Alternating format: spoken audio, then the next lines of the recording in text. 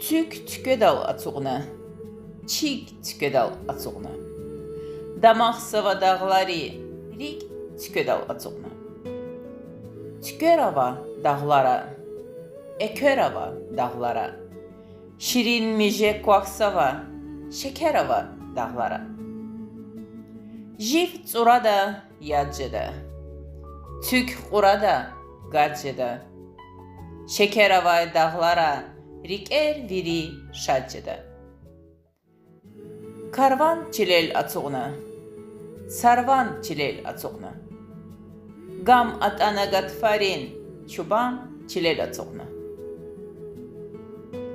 Tükərava dağlara, ekərava dağlara.